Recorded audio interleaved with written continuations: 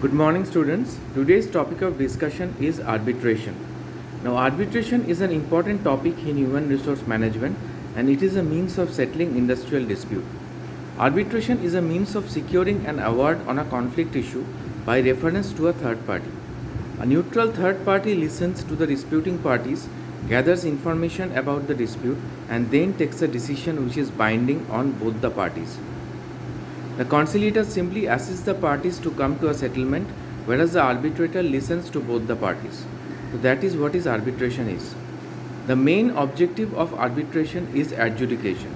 There is no place for compromise in awards, though both parties are at liberty to do so. And the arbitration is also a quasi-judicial process. The arbitrator is not vested with any judicial power. Now there are certain advantages of arbitration. What are those advantages? The first advantage is it is based on mutual consent of the parties and therefore builds in developing healthy relations. Second is it is established by the parties themselves and therefore both parties have good faith in the process. Third is the process is informal and flexible in nature. There are certain disadvantages also. The first disadvantage is it is an expensive procedure and this costs much to both the parties. Delay often results in settlement of disputes, and judgment can become arbitrary when the arbitrator is incompetent. So these are the main disadvantages. Now what are the types of arbitration? There are mainly two types of arbitration: voluntary arbitration and compulsory arbitration.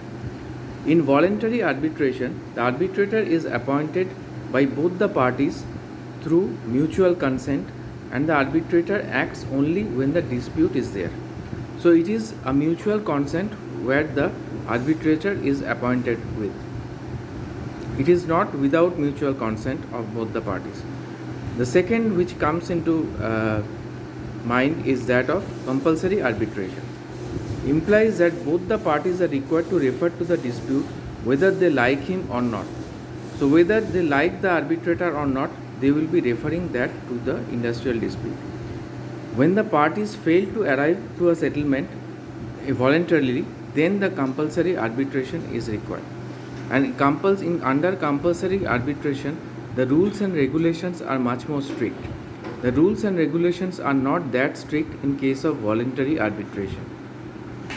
But under compulsory arbitration, the rules are very much strict and binding on both the parties.